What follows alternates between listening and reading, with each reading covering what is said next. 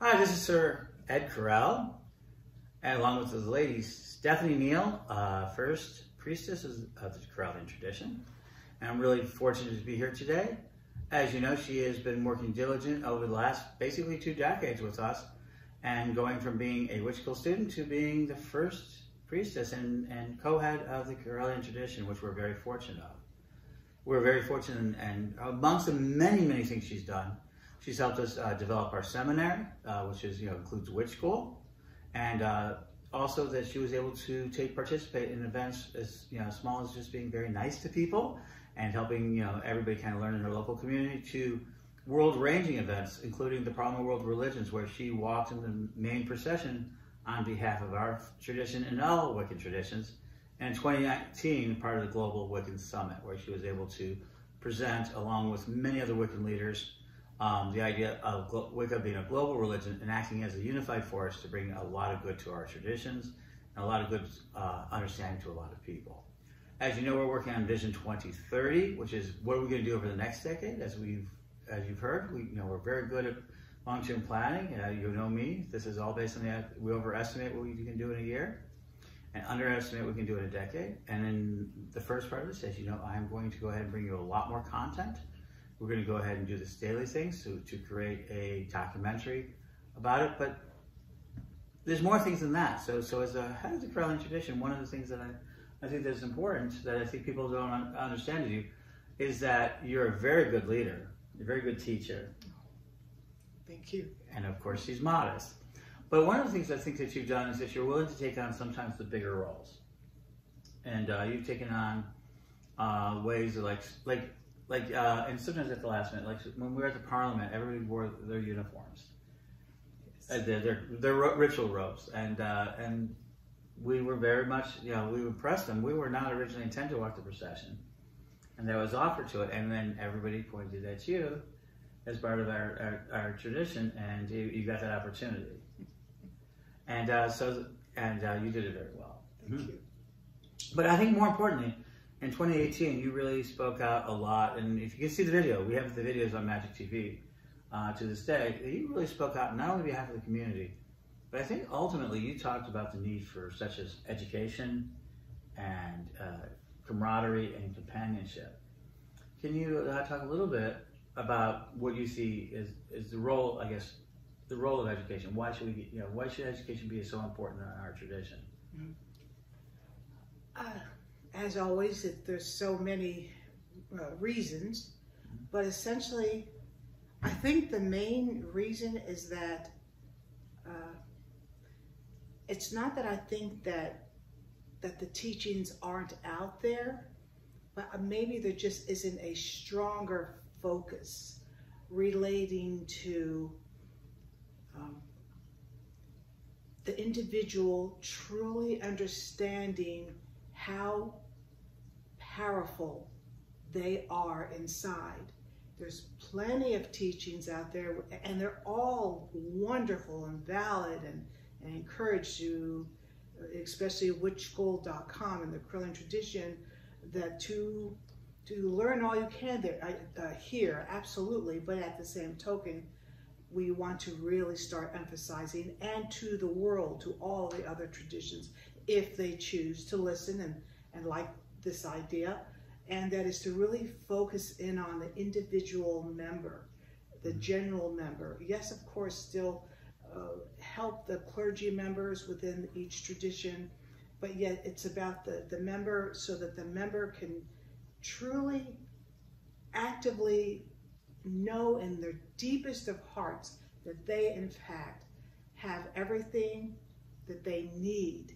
It's just how to figure out how to tap it, that they don't need to take a long journey for 20 years to eventually arrive at a sacred mountain at Tibet and find a special guru that ends up giving you that special word, and then all of a sudden it all falls in place, where in fact you have everything that you need. So to express Goddess through you, and as you're walking through each day expressing Goddess through you, that makes you become even more open, and then it makes you a better person and more effective, as well as you also indirectly and directly helping your community, and then indirectly and directly helping the world. So that's how important each individual is. And so there's lots of really wonderful teachings related that I would like to teach, and I have taught that to let's focus in on you, and let's just go over step by step. All right, here's this piece of information, and now that you know this piece of information and have applied it to your life, that can be the rub sometimes, but applied it to your life, and then a step forward into that, like that you become it. You become like the people that practice saying Om, then eventually you don't need to say Om anymore because you become Om, that kind of thing. That you do it until it becomes you, yet all along it was already you. It was already you. So it's just really bringing everything down to the individual, so then to give them all that they need to then express themselves. And of course, they're going to maybe tweak it a little bit here and there to fit in with their sensibilities. That's what's supposed to happen. And then to move forward in all of that. So it becomes their own, and then they move forward with this that really emanates. It's their own language, like dream language. It's your dream, it's your language, so it kind of works the same way.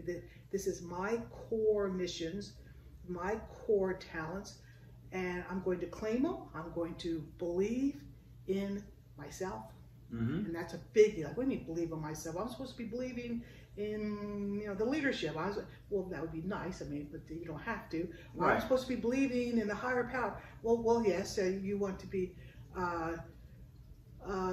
always open to the higher power source, yes. But yet the bottom line is that let's start with believing in yourself, and that really starts shifting things at that point. So yeah, absolutely. And you talk about general membership. Now, general membership, and I find it fascinating. You're talking about, so we have an outer core, and we have the first degree and everything else, but by the time you're making an outer core, you're making a dedication. You're talking really about even further out than that, with general membership, people who have not yet made a decision to be outer core. You're talking about developing more general members. I mean, people who are who would love to be Correllian, but are not necessarily on that path, if I understand it right. They're not necessarily on the clergy path. And you don't have to become a clergy to live a amazing Wiccan life, Correllian life. Most of our members are in the general membership. Most of them there, and many of them are doing fantastic work.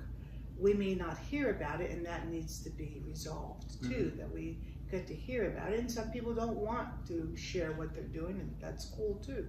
But yes, correct, that when they enter into the Correllian tradition, they're entering into the general membership. But even though they're in the general membership, just know that we so desire to want to get to know you and want to help you out, because we have so many different things. Well, you, the general member, will have so many different things that we maybe didn't even think about, and then you bring your talents. We so recognize your talent, we truly do, and we want your talent to be expressed through the Correllian tradition. So, and you don't need to have a degree behind your name.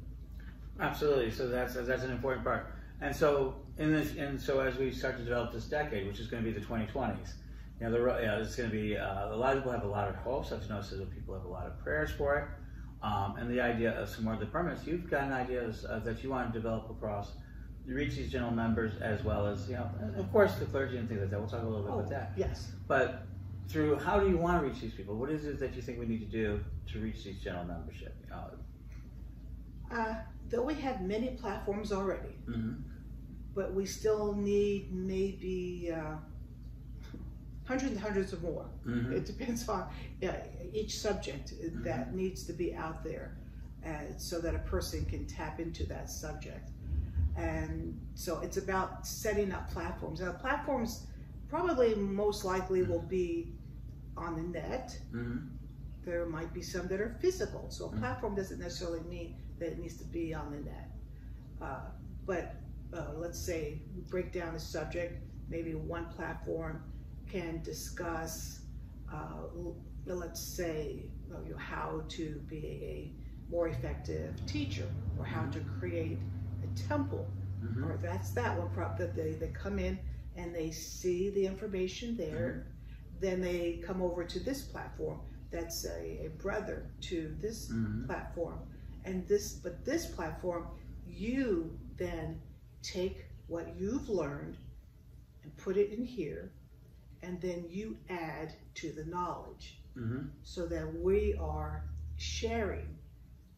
Or if you want to not add to the knowledge, that's up to you. You might want to read other people's knowledge. So there's a place to learn here what the Correllian tradition offers, but then come over here and keep developing, adding more to the knowledge here. So now each platform has that structure to it. Mm-hmm. And then in slowly but surely you get more structures together that you can be able to go deeper into knowledge. And that knowledge then is so they can not only have the mass education, but then it can be very individualized, is what you're saying. Yes. And let's say it goes to a solitary. We'll have a platform for solitaries. Well, let's say the solitaries wants to try all these platforms, but it's for their own life and their own family. And they're cool. They're just not joiners, but they recognize how they want to maybe learn a little bit about this subject, a little bit about that, and they use it for their life. And yet, even though they think they're not a teacher, they think they're not a joiner, they're still touching everyone in their life. They might, well, I'm not a teacher. Well, you are. You are. So let's give an example from one of the things that you do. You're the author of the book Sea Priestess? Yes. And so go out there and buy it, Amazon and everything else. Go out there and take a look at it. And that's a platform for you. That's a teaching. Right. And then you also teach it. You've done a lot of Pace Night Radio. You've done a lot of broadcasting, and some of that's about Sea Priestess.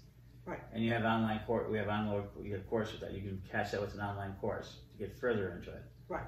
And you actually have a whole training program. I believe you have members who have actually gone through the training to do Sea Priestess. Yes, and there's one in Spain. There's one in America, which that Reverend not Harway, Aisha. Aisha. Yeah. So she takes care of the one in America, but that doesn't mean that she just has American people in there. It's just about the language barriers sometimes, that we have the Spanish speaking, and then we have So yeah, she takes care of that, and people go through it, and I've heard lots of good reports on how they really enjoy going through each chapter. And so that's like one platform. And you mentioned you have two different ones that is in Spanish, and one in English. Right. And that's kind of, they're both global in aspect. Right. But that's because you want the members to be able to communicate. Right. And sometimes it's their own language. But I have this not because I'm the first priestess of the tradition. No.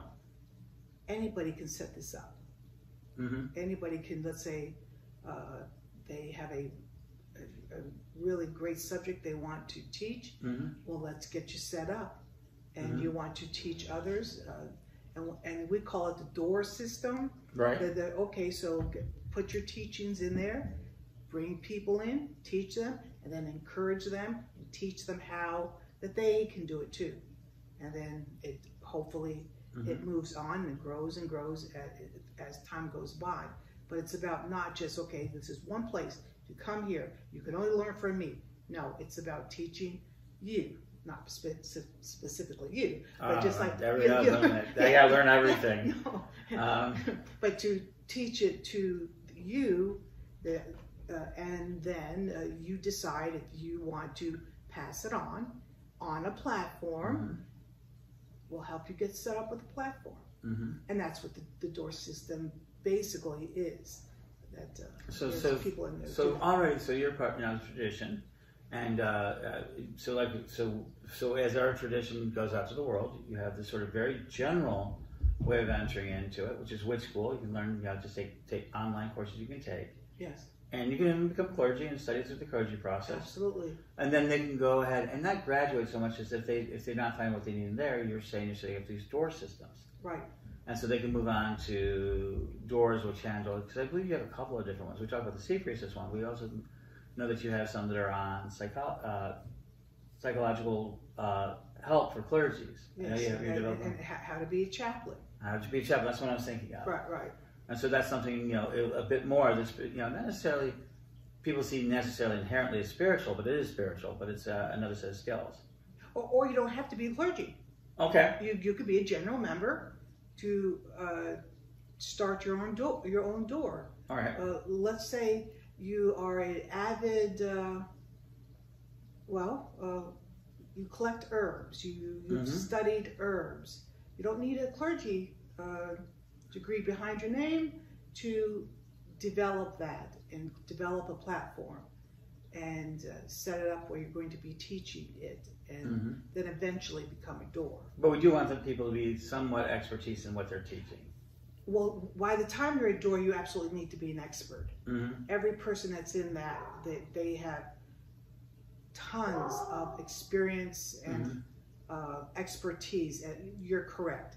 But they can still start a group, they can still start their own platform. And then I watch, people might not realize sometimes, but I am watching and with admiration every time that people developing their thing. And then I usually approach them to say, do you want to be a door? Yeah. But that's like maybe watching them for a couple of years just to see like, okay, yeah, they're really enjoying this. They really, yeah. But Absolutely. That's a good point. And so what you do is, so this is the system is that getting more knowledge in the system. And to a certain degree, because you're running a seminary, which is a very important aspect and that sort of thing. And there's a lot of work to be doing that, and you're working on that. You're also moving into getting hopefully having people doing masters, eventually getting a master's level education. You're working on aspects of that as well. That's your long-term goal. That's years in the coming. Right. We are working on it, and bachelor's, master's, and eventually doctorate degree.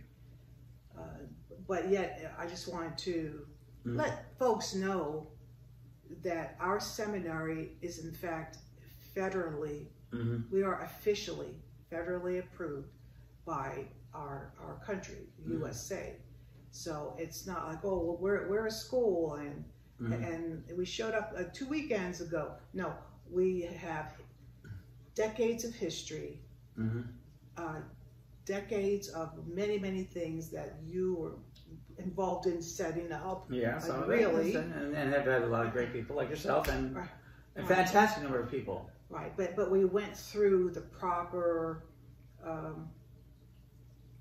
the proper method of getting what we needed to get. 504, 501c3, but then went on to then get federally approved as a seminary. So we are a seminary and have been for a while now, and so instead of just rushing out and doing it all, we've been just kind of quietly building it. Right. And you've been building that and that sort of thing. So now, as another example of a platform, so you're writing a new book, and you've got interest in how organizations work. And in this case, you have a bit about tarot. Yes. I practiced the tarot and studied the tarot and taught the tarot for decades. So I felt it was time to write a book. And I saw the way, the different approaches I use the tarot, which is mainly for counseling, but in a group setting. So it starts out with the symbols and then the conversations. And then the person saying, I have this problem, what do you think I should do? And then people interpreting that symbol and coming up with all kinds of perspectives that pretty soon, by the end of the session, there's other people that said, well, I never thought about that, but I have that issue too, but I never saw it in that way. So it's just not, so it helps pull everybody in, and yet they're enjoying really the tarot too. There, so it's like another reason to help people and to be with and spend time with the tarot. And building a platform, you're trying to create a... Right, and so right now I'm working on, I'm calling it GTO, and GTO is a Global Tarot Organization. And that's where I'm going to present all kinds of approaches to the tarot. So just like that's one approach about a little group gets together, let's talk about an issue, let's pull out the tarot deck, let's focus on one symbol, let's go. So that's just like one example. And then I want it to be where, and then other ways, like the history of tarot, and just basically new approaches. So people say, oh, I've done the tarot, but to just like kind of look at the tarot with new eyes, to see it like, oh, I just never thought I could use it that way. And then to have maybe another part within the organization where you want to be a professional tarot reader. Well, then it's about getting your name out there, and then once again, then I would refer them to you, and then so you would help them to get their name out there. What it would consist of them to do to help them get the word out, and getting the word out, and just still working at your craft, always improving. So it's a person that just wants to enjoy learning about the tarot, or fine, you can just settle right into that, or a person that's purposely learning the tarot, so they can be a professional reader.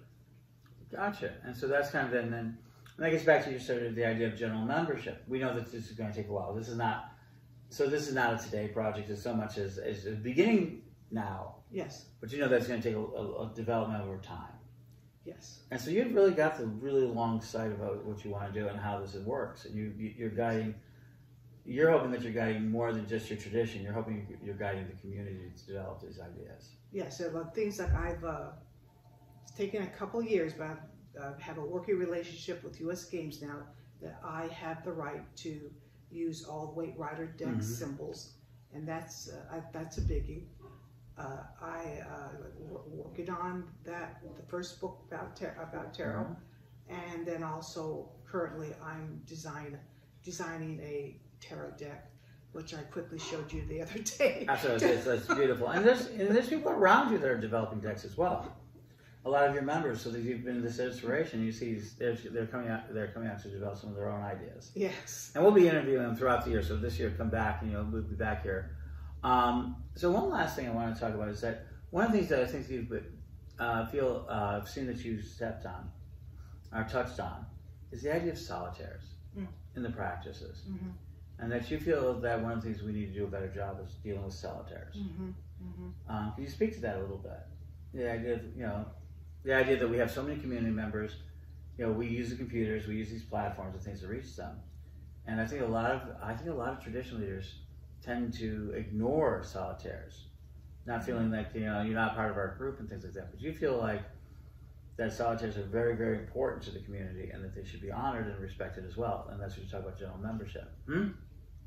Absolutely, and that's where I want it to be a place where they want to earn things. They want to apply certain teachings that might be like a kitchen witch, that they help them, or they'll want to teach us, bring their knowledge to us.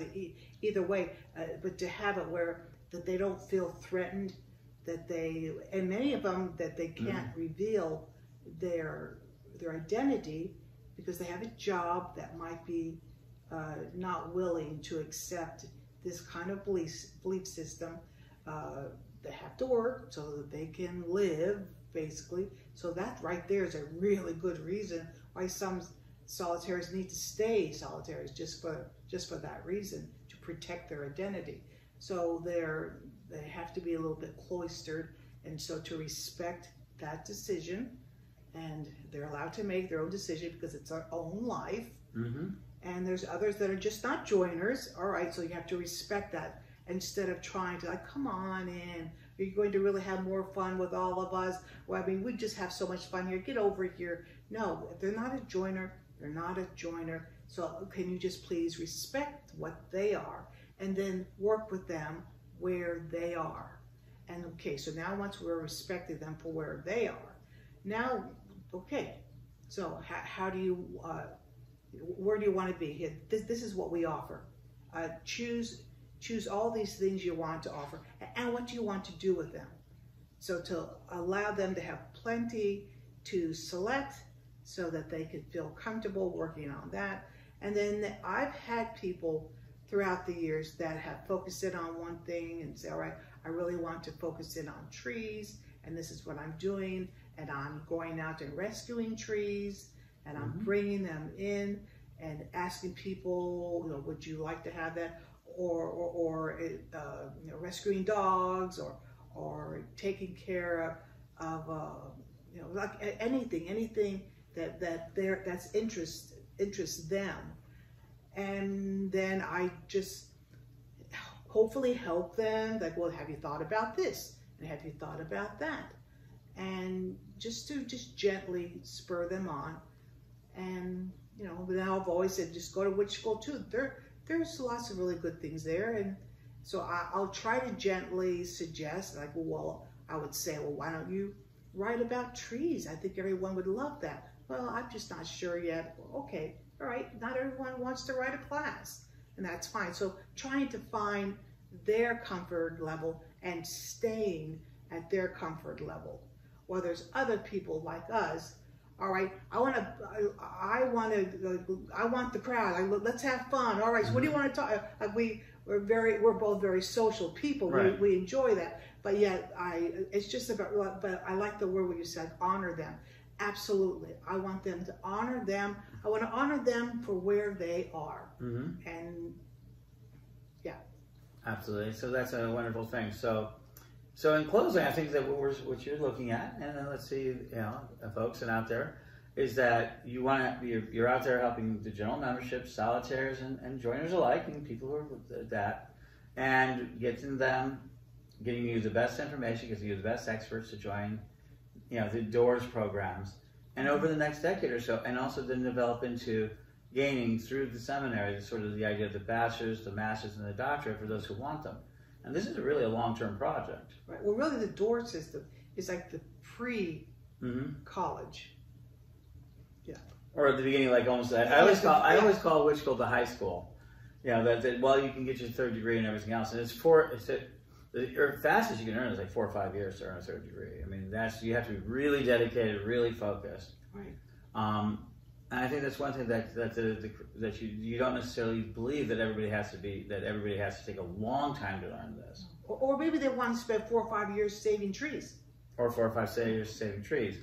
But at the same time, you want to make sure that what they get is the very best of information, the very best of education, and that they're supported over a period of a lifetime of getting the education. You want to build that sort of thing.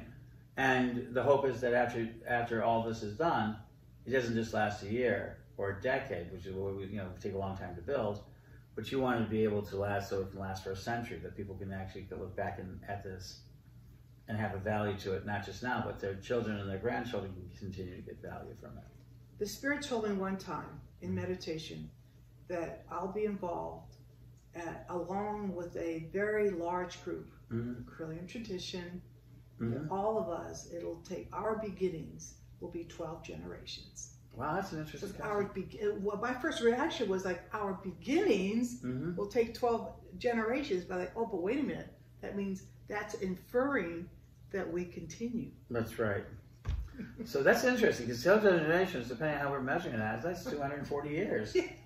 So we got a long way to go, folks. So you really want to talk about long-term thinking. So I hope that you start out this new year and this new decade strong. And this is the Lady Stephanie and anything last words? Say blessed be. Blessed be. And have a great day. So remember, think about what you want to do this year. Make your commitments. And think about what you want to do over the next decade, and let's see how we can help you. And so here we go, Vision 2030, and we're going to begin so much. And so thank you for listening.